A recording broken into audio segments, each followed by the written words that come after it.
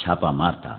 سوڈانی فوج سلطنت اسلامیہ کی فوج تھی، کوئی آزاد فوج نہیں تھی، مگر علی نے اس خدشے کے پیش نظر چھاپا نہ مارا کہ یہ جلتی پر تیل کا کام کرے گا۔ اس کا مقصد صرف یہ نہیں تھا کہ موبی اور مخبر المصری کو گرفتار کرنا ہے، بلکہ اصل مقصد یہ تھا کہ سوڈانی قیادت کے عزائم اور آئندہ منصوبے معلوم کیے جائیں تاکہ پیش بندی کی جا سکے۔ اس نے اپنے جاسوسوں کو نئی ہدایات جاری کی۔ جاسوسوں میں غیر مسلم لڑکیاں بھی تھیں جو عیسائی یا یہودی نہیں تھیں۔ یہ قہوہ خانوں کی بڑی ذہین اور تیز ترار لڑکیاں تھیں، مگر علی بن سفیان نے ان پر کبھی 100% بھروسہ نہیں کیا تھا، کیونکہ وہ دوغلا کھیل بھی کھیل سکتی تھیں۔ ان لڑکیوں سے بھی اس لڑکی موبی کا سراغ نہ مل سکا جس کے تعاقب میں علی آیا تھا۔ 4 روز علی بن سفیان دارالحکومت سے باہر مارا مارا پھرتا رہا۔ اس کا دائرۂ کار سوڈانی فوجی قیادت کے ارد گرد کا علاقہ تھا۔ 5ویں رات وہ باہر کھلے آسمان تلے بیٹھا اپنے 2 جاسوسوں سے رپورٹ لے رہا تھا۔ اس کے تمام آدمیوں کو معلوم ہوتا تھا کہ کس وقت وہ کہاں ہوتا ہے۔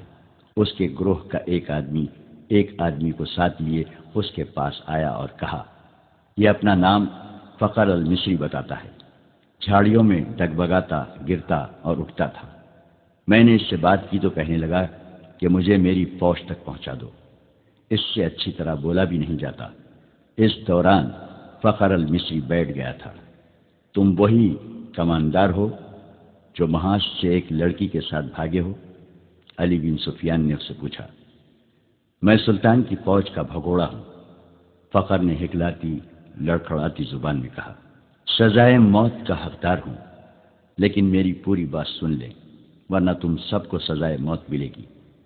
علی بن سفیان اس کے لب و لہجے سے سمجھ گیا کہ یہ شخص نشے میں ہے یا نشے کی طلب نے اس کا یہ حال کر رکھا ہے۔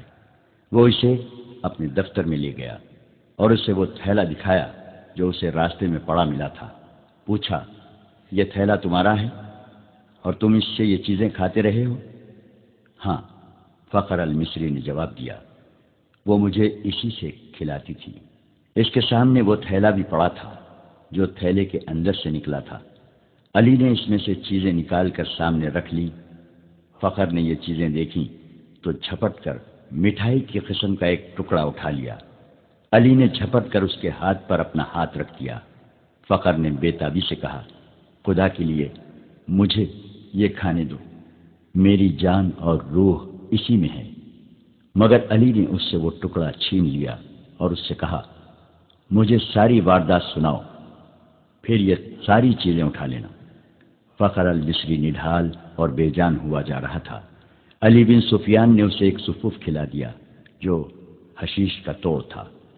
فخر نے اسے تمام تر واقعہ سنا دیا کہ وہ کیمپ سے لڑکی کے تعاقب میں کس طرح گیا تھا۔ تاجروں نے اسے قہوہ پلایا تھا جس کے اثر سے وہ کسی اور ہی دنیا میں جا پہنچا تھا۔ تاجروں یعنی صلیبی جاسوسوں نے اس سے جو باتیں کی تھی وہ بھی اس نے بتائیں، اور پھر لڑکی کے ساتھ اس نے اونٹ پر جو سفر کیا تھا وہ اس طرح سنایا کہ وہ مسلسل چلتے رہے۔ اونٹ نے بڑی اچھی طرح ساتھ دیا۔ رات کو وہ تھوڑی دیر قیام کرتے تھے۔ لڑکی اسے کھانے کو دوسرے تھیلے میں سے چیزیں دیتی تھی۔ وہ اپنے آپ کو بادشاہ سمجھتا تھا۔ لڑکی نے اسے اپنی محبت کا یقین دلایا اور شادی کا وعدہ کیا تھا، اور شرط یہ رکھی تھی کہ وہ اسے سوڈانی کمانداروں کے پاس پہنچا دے۔ وہ راستے میں ہی لڑکی کو شادی کے بغیر بیوی بنانے کی کوشش کرتا رہا، لیکن لڑکی اسے اپنی باہوں میں لے کر پیار اور محبت سے ایسے ارادے اور خواہش کو مار دیتی۔ فخری نے محسوس تک نہ کیا کہ لڑکی اسے حشیش اور اپنے حسن و شباب کے قبضے میں لیے ہوئے ہے۔ تیسرے پڑاؤ میں جب انہوں نے کھانے پینے کے لیے اونٹ روکا تو تھیلا غائب پایا جو اونٹ کے دوڑنے سے کہیں گر پڑا تھا۔ لڑکی نے اسے کہا کہ واپس چل کر تھیلا ڈھونڈ لیتے ہیں، لیکن فخر المصری نے کہا کہ وہ بھگوڑا فوجی ہے، خدشہ ہے کہ اس کا تعاقب ہو رہا ہوگا۔ لڑکی ضد کرنے لگی کہ تھیلا ضرور ڈھونڈیں گے۔ فخر نے اسے یقین دلایا کہ بھوکا مرنے کا کوئی خطرہ نہیں، راستے میں کسی آبادی سے کچھ کھا لیں گے۔ مگر لڑکی آبادی کے قریب جانا نہ چاہتی تھی اور کہتی تھی کہ واپس چلو۔ فخر المصری نے اسے زبردستی اونٹ پر بٹھا لیا اور اس کے پیچھے بیٹھ کر اونٹ کو اٹھایا اور دوڑا دیا۔ وہ سفر کی تیسری رات تھی۔ اگلی شام وہ شہر سے باہر سوڈانیوں کے ایک کماندار کے ہاں پہنچ گئے، مگر فخر المصری اپنے سر کے اندر ایسی بے چینی محسوس کرنے لگا جیسے کھوپڑی میں کیڑے رینگ رہے ہوں۔ آہستہ آہستہ وہ حقیقی دنیا میں آ گیا۔ وہ سمجھ نہ سکا کہ یہ حشیش نہ ملنے کا اثر ہے۔ اس کی تصوراتی بادشاہی اور ذہن میں بسائی ہوئی جنت تھیلے میں کہیں ریگزار میں گر گئی تھی۔ لڑکی نے اس کے سامنے کماندار کو صلیبیوں کا پیغام دیا اور اسے بغاوت پر اکسایا۔ فخر پاس بیٹھا سنتا رہا۔ اس کے ذہن میں کیڑے بڑے ہو کر تیزی سے رینگنے لگے۔ نشہ اتر چکا تھا۔ اسے یاد آنے لگا کہ وہ محاذ سے بھاگ آیا ہے۔ لڑکی موبی کو یہی خوش فہمی ہوگی کہ فخر پر نشہ طاری ہے، چنانچہ اس نے بے خوف و خطر کماندار سے یہ بھی کہہ دیا کہ سلطان ایوبی اور علی بن سفیان کے درمیان یہ غلط فہمی پیدا کرنی ہے کہ وہ ظاہری طور پر نیک بنتے پھرتے ہیں مگر عورت اور شراب کے دل دادا ہیں۔ ان کی طویل گفتگو میں بغاوت کی باتیں بھی ہوئیں۔ اس وقت تک فخر المصری پوری طرح بیدار ہو چکا تھا، لیکن سر کے اندر کی بے چینی اسے بہت پریشان کر رہی تھی۔ لڑکی نے کماندار سے کہا کہ اگر بغاوت کرنی ہے تو وقت ضائع نہ کریں، سلطان ایوبی محاذ پر ہے اور الجھا ہوا ہے۔ لڑکی نے یہ جھوٹ بولا کہ صلیبی 3-4 دنوں بعد دوسرا حملہ کرنے والے ہیں۔ سلطان ایوبی کو یہاں سے بھی فوج محاذ پر بلانی پڑے گی۔ کماندار نے لڑکی کو بتایا کہ 6-7 دنوں تک سوڈانی لشکر یہاں کی فوج پر حملہ کر دے گا۔ فخر یہ ساری باتیں سنتا رہا۔ آدھی رات کے بعد اسے الگ کمرے میں بھیج دیا گیا جہاں اس کے سونے کا انتظام تھا۔ لڑکی اور کماندار دوسرے کمرے میں رہے۔ درمیان میں دروازہ تھا جو بند کر دیا گیا۔ اسے نیند نہیں آ رہی تھی۔ اس نے دروازے کے ساتھ کان لگائے تو اسے ہنسی کی آوازیں سنائی دی۔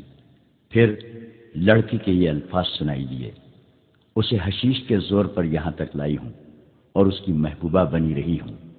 مجھے ایک محافظ کی ضرورت تھی۔ حشیش کا تھیلا راستے میں گر پڑا ہے۔ اگر صبح اسے ایک خوراک نہ ملی تو یہ پریشان کرے گا۔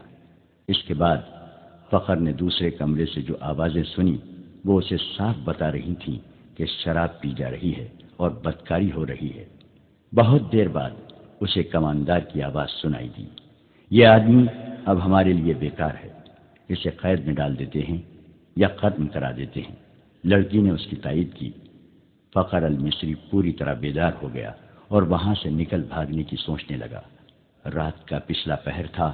وہ اس کمرے سے نکلا۔ اس کا دماغ ساتھ نہیں دے رہا تھا۔ کبھی تو دماغ صاف ہو جاتا مگر زیادہ دیر معوف رہتا۔ صبح کی روشنی پھیلنے تک وہ خطرے سے دور نکل گیا تھا۔ اسے اب دوہرے تعاقب کا خطرہ تھا۔ دونوں طرف اسے موت نظر آ رہی تھی۔ اپنی فوج کے ہاتھوں گرفتار ہو جاتا تو بھی مجرم تھا، اور اگر سوڈانی پکڑ لیتے تو فوراً قتل کر دیتے۔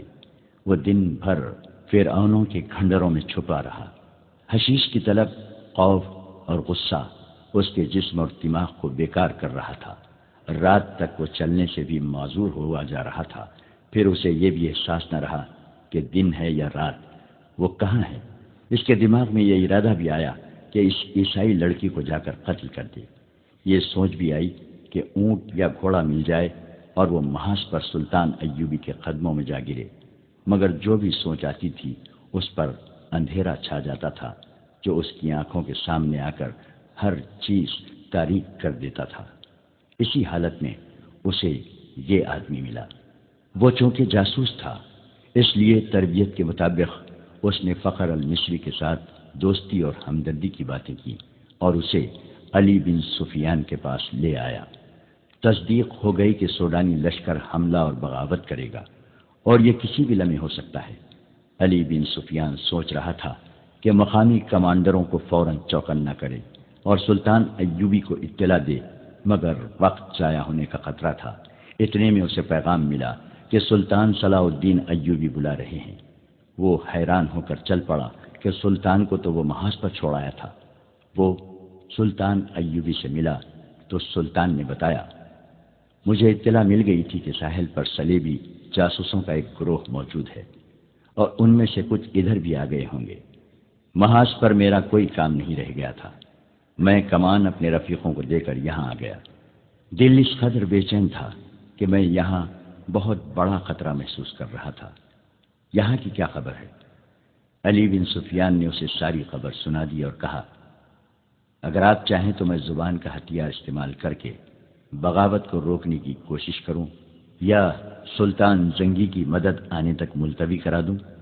میں جاسوسوں کو ہی استعمال کر سکتا ہوں۔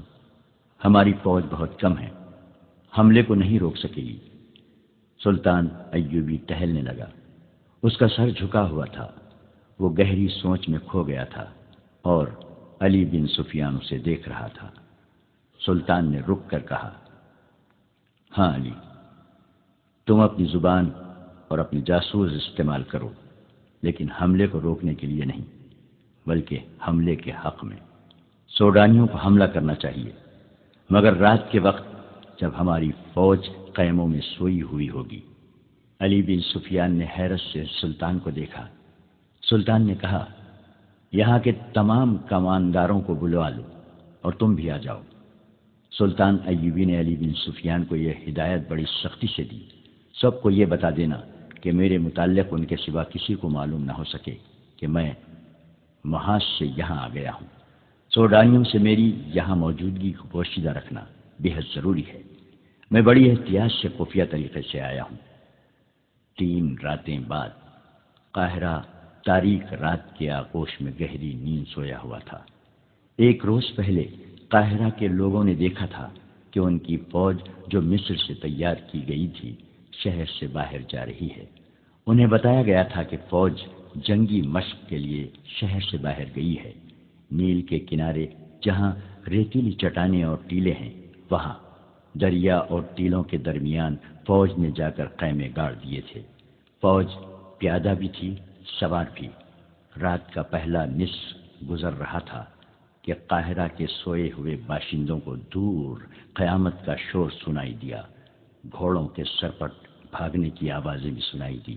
سوئے ہوئے لوگ جاگ اٹھے، وہ سمجھے کہ فوج جنگی مشق کر رہی ہے، مگر شور قریب آتا اور بلند ہوتا گیا۔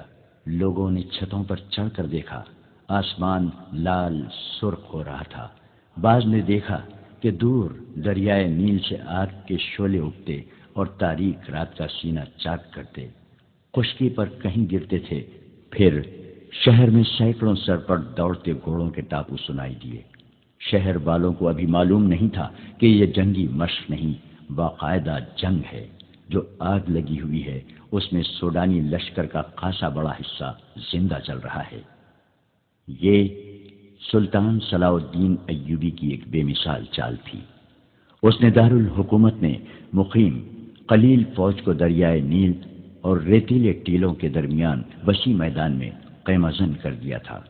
علی بن سفیان نے اپنے فن کا مظاہرہ کیا تھا۔ اس نے سوڈانی لشکر میں اپنے آدمی بھیج کر بغاوت کی آگ بھڑکا دی تھی۔ اس کے کمانداروں سے یہ فیصلہ کروا لیا تھا کہ رات کو جب سلطان کی فوج گہری نیند سوئی ہوئی ہوگی اس پر سوڈانی فوج حملہ کر دے گی اور صبح تک ایک ایک سپاہی کا سپایا کر کے دارالحکومت پر بے خوف و خطر قابض ہو جائے گی، اور سوڈانی فوج کا دوسرا حصہ بحیرے روم کے ساحل پر مقیم فوج پر حملہ کرنے کے لیے روانہ کر دیا جائے گا۔ اس فیصلے اور منصوبے کے مطابق سوڈانی فوج کا ایک حصہ نہایت خفیہ طریقے سے رات کو بحیرے روم کے محاذ کی طرف روانہ کر دیا گیا اور دوسرا حصہ دریائے نیل کے کنارے خیمہ زن فوج پر ٹوٹ پڑا۔ اس فوج نے سیلاب کی طرح 1 میل وسعت میں پھیلی ہوئی خیمہ گاہ پر ہلہ بول دیا اور بہت ہی تیزی سے اس علاقے میں پھیل گئی۔ اچانک خیموں پر آگ کے تیر اور تیل میں بھیگے ہوئے کپڑوں کے جلتے گولے برسنے لگے۔ نیل بھی آگ برسانے لگا۔ خیموں کو آگ لگ گئی اور شعلے آسمان تک پہنچنے لگے۔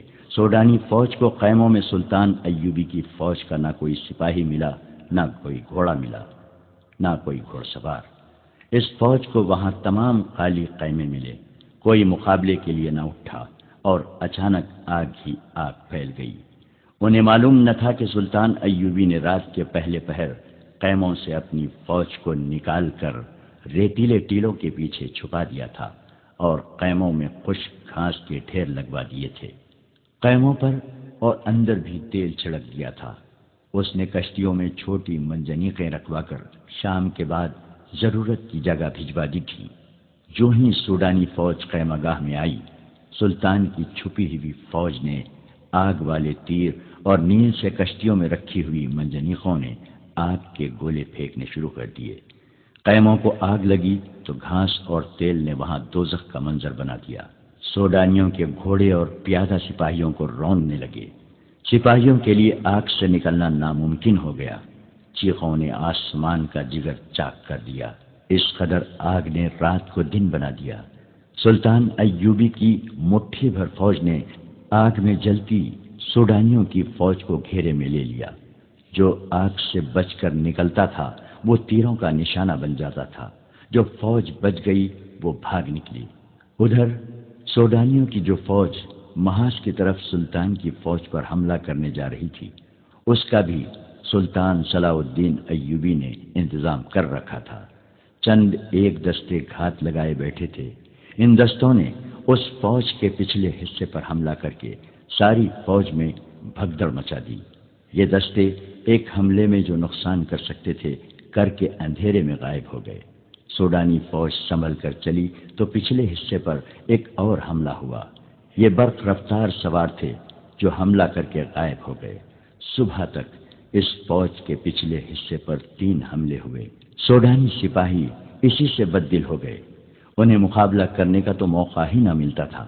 دن کے وقت کمانداروں نے بڑی مشکل سے فوج کا حوصلہ بحال کیا، مگر رات کو کوچ کے دوران ان کا پھر وہی حشر ہوا۔ دوسری رات تاریکی میں ان پر تیر بھی برسے۔